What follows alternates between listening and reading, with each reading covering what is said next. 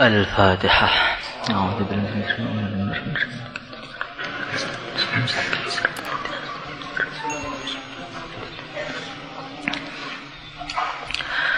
بسم الله الرحمن الرحيم. وجاءوا أباهم عشاء يبكون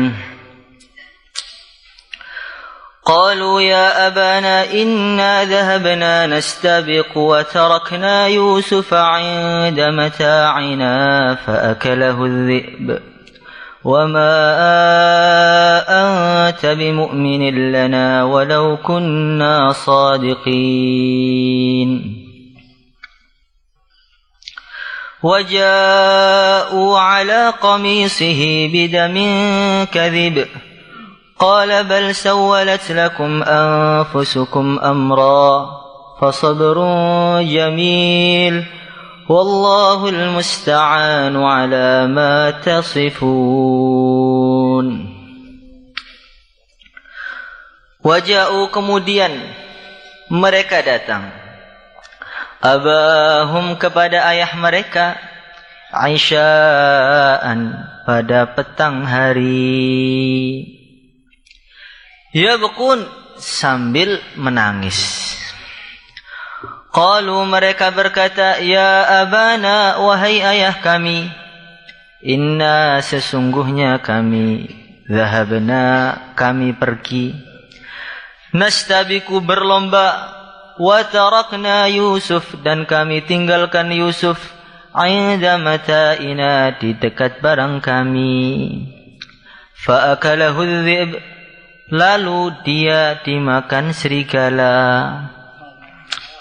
Wa ma anta, dan engkau tentu tidak akan, wa ma anta bimu'minin, dan engkau tentu tidak akan percaya, lana, kepada kami, walau kunna shadiqin, sekalipun kami berkata benar.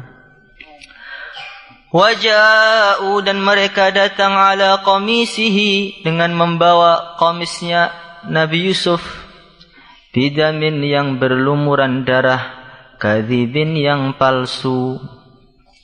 Qala, Nabi Yakub berkata, bal sawwalat, sebenarnya yang memandang baik, lakum, atas dirimu, anfusukum, hanyalah dirimu sendiri, amron, tentang urusan yang buruk itu, fasabrun, maka hanya bersabar, jamilun, yang terbaik bagiku, wallahu, dan hanya kepada Allah, al-musta'anu, memohon pertolongan, ala ma tasifun, terhadap apa yang kamu ceritakan.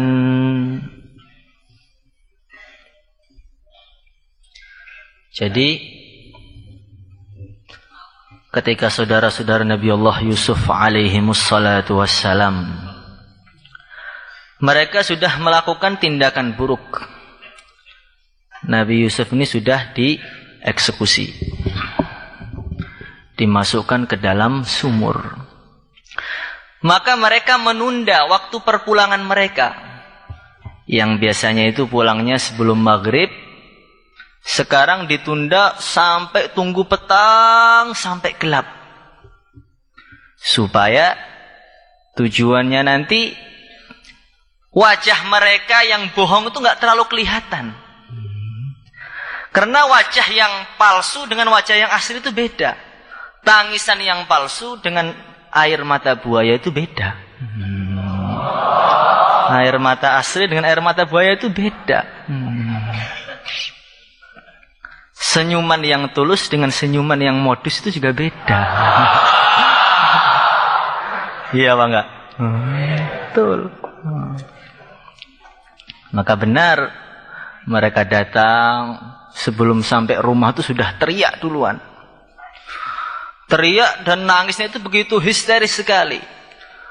Dibarengi menyopek-nyopek bajunya. Kerahnya ditarik-tarik, seakan-akan ada kejadian yang begitu dahsyat.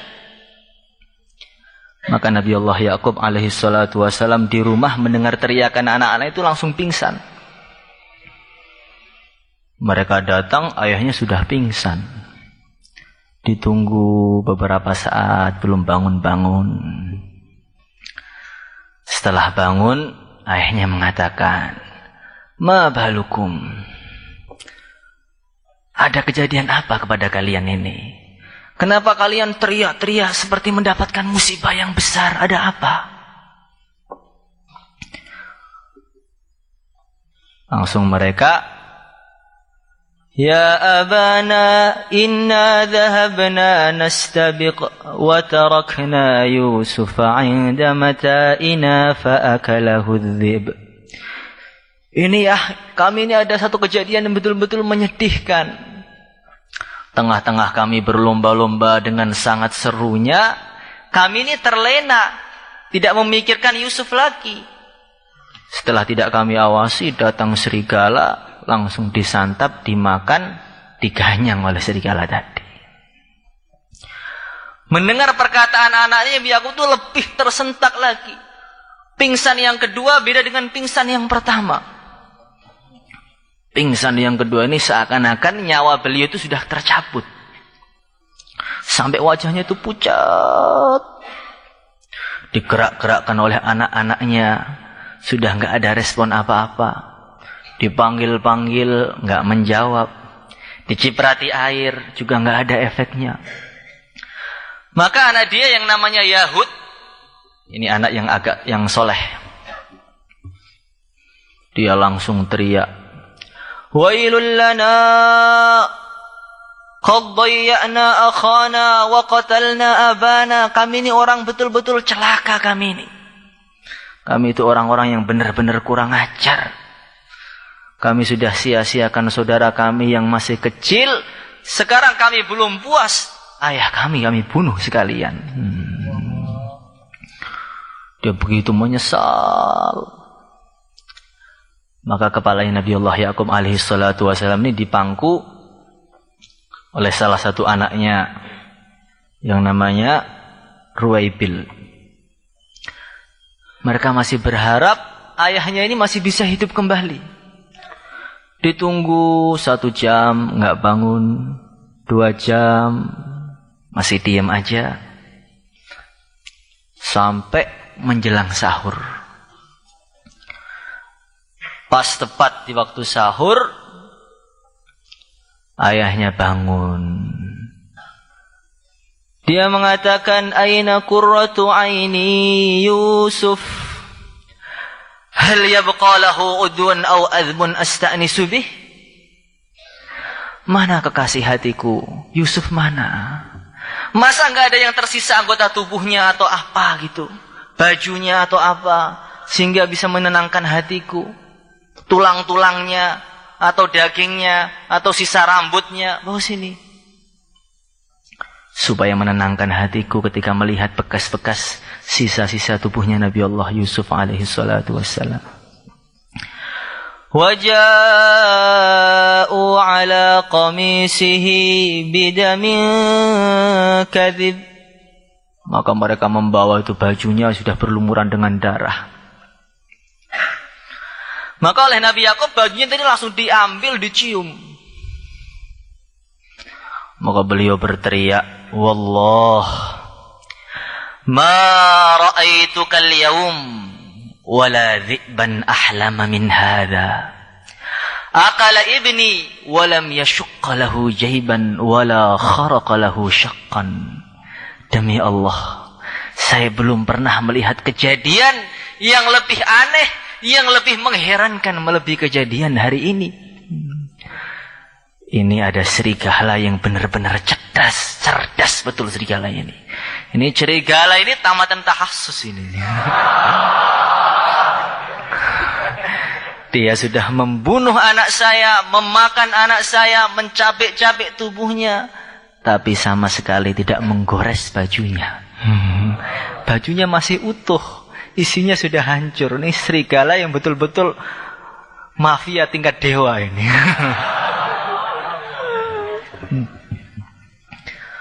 Maka beliau sudah tahu ini jelas bohong ini.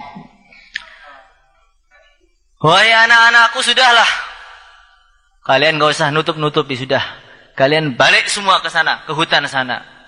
Cari Yusuf sampai ketemu. In kana hayyan farudduhu alayya wa in kana maitan fauqafinuh au ituni bidhibin alladhi akalah. Kalau dia masih hidup, bawa sini dalam keadaan hidup. Tapi kalau dia memang sudah mati, bawa sini mayatnya. Biar saya yang mandikan, biar saya yang kafani, biar saya yang nyolati, biar saya kuburkan sendiri. Bawa sini mayatnya. Kalau memang sudah dimakan habis oleh serigala, nggak ada yang tersisa sedikit pun, sudah. Serigalanya bawa sini. Akhirnya mereka musyawarah. Gimana nih Mir? Kita sudah terbaca ini. Gerak-gerik kita ini gimana ini? Maka di situ ada saudaranya yang begitu jahat. Namanya Sam'un. Ini galak orangnya, keras. Sudahlah, apa yang susah-susah? Kita datang aja ke hutan, kita keluarkan Nabi Yusuf dari sumur, kita bunuh. Setelah kita bunuh, kita cincang-cincang tubuhnya. Kita mutilasi, kita kuliti. Nanti kita serahkan kepada ayah, ini loh ya, bukti anakmu sudah mati. Maka Yahud yang soleh tadi nggak terima. Wahai Sam'un, kalau kamu memang punya misi ini dan ingin menjalankan misimu itu, langkai dulu mayatku. Kita lihat siapa yang lebih jantan, kamu apa saya? Masih pendekaran mana, kamu apa saya? Ayo, tanding, lanang-lanangan.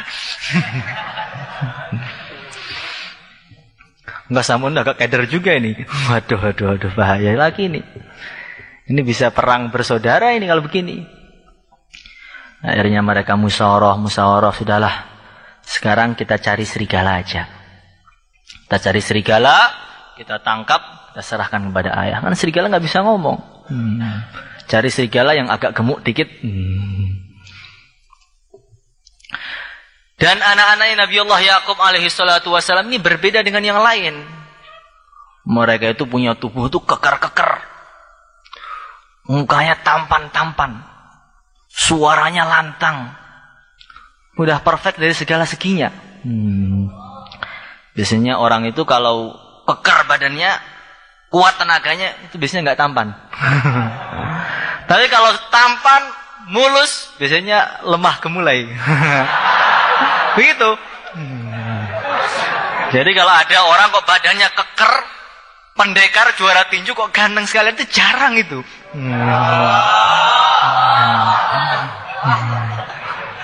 Jadi ketampanan itu identiknya itu dengan kelemahan dan lembut dan kelebayan. Mungkin seperti itu.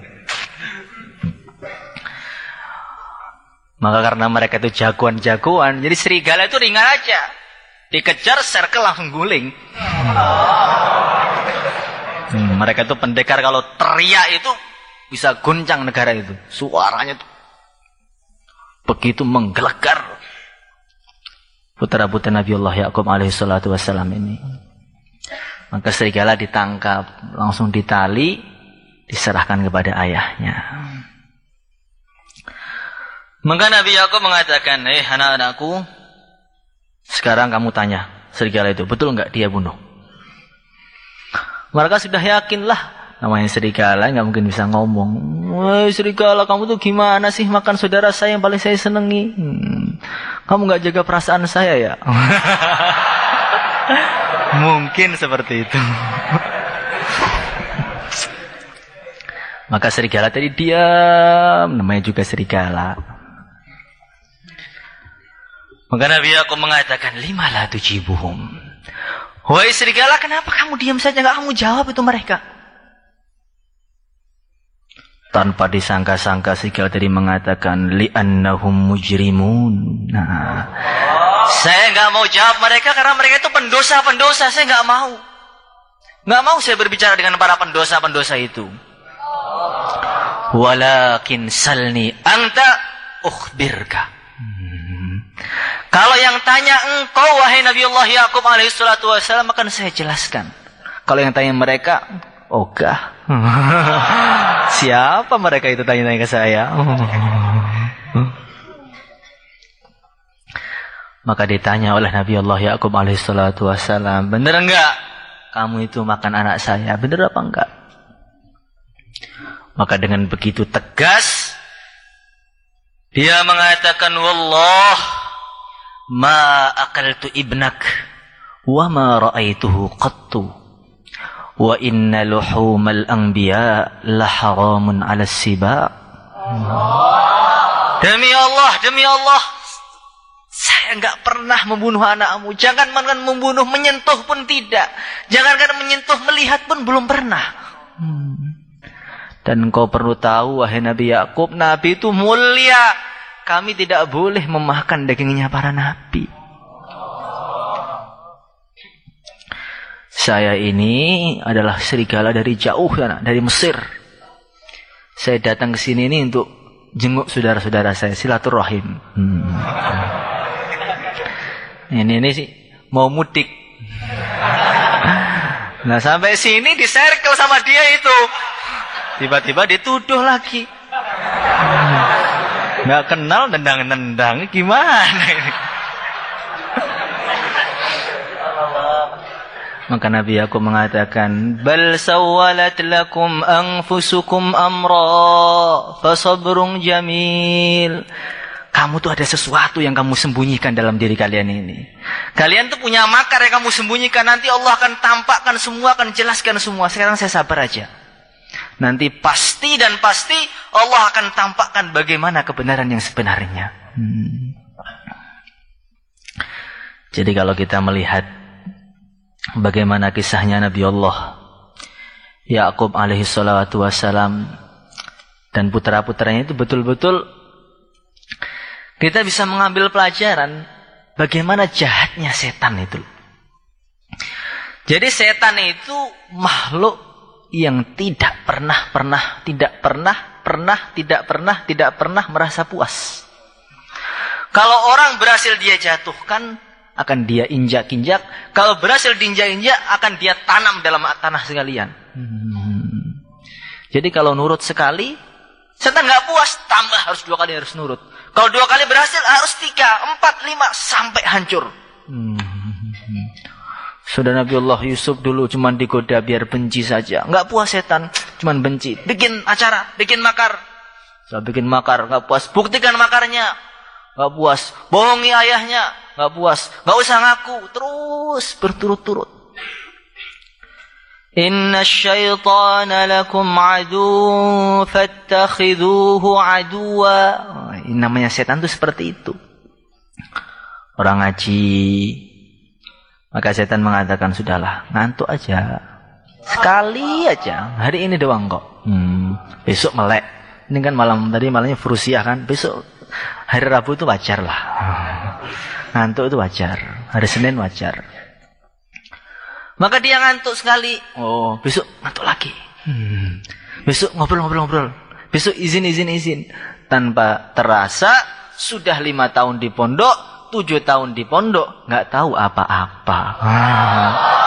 Itu setan tuh pinter, bertahap-tahap. Digoda sekali, sampai 8 tahun nggak bisa apa-apa, sudah putus asa dia. Udahlah, pulang aja, pulang. Makomi sana. Memang kamu kayaknya nggak bakat jadi ulama ini. Udahlah, kerja yang halal sana. Nanti sampai di rumah nggak puas lagi, digoda lagi. Sudahlah, maksiat dikit-dikit nggak apa-apa. Terus sampai dia ini terjatuh dalam satu perkara yang dia sudah tidak mampu lagi untuk bangkit. Orang jalan, ada perempuan lewat. Maka setan mengatakan, lirik dikit loh, mubazir. Dikit aja sekali loh ngelirik, nggak apa-apa. Cuman lihat doang loh. Lihat sedikit, bagus apa enggak bentuknya itu. Maka dia lihat sekali, oh ternyata langsung save tadi fotonya itu. Ceklek, dari mata langsung masuk ke hatinya. Ceklek. Sudah kesimpan ke memori, sudah susah itu, sudah galau dia nanti. Sudah bingung, kepikiran terus kesana kemari, nggak fokus lagi belajar. Buka kitab yang tergambar malah foto dia. Mau tertidur, terbayang-bayangkan terus. Bangun tidur malah dihantui oleh dia mimpinya. Terus nggak ada henti-hentinya. Sudah jatuh seperti itu, udah nggak fokus ngaji, datang lagi setan. Daripada kamu sekarang galau seperti ini, sudahlah, ta'arufan sana. Satu kata, dua kata kan sudah hilang tuh kangennya itu. Betul, ngobrol satu kata, kok seru ya? Dua kata kok enak ternyata. Tiga kata makin lezat. Empat kata sudah nggak bisa lagi diungkapkan dengan kata-kata. Nggak terasa fajar telah tiba. Nggak terasa dosanya sudah penuh. Jadi begitu, manusia itu setan itu pelan-pelan tapi pasti. Jadi kalau berhasil satu harus jatuh kedua, dua harus tenggelam dalam yang ketiga kalinya. Jadi kata-kata tombo pengen itu nggak ada.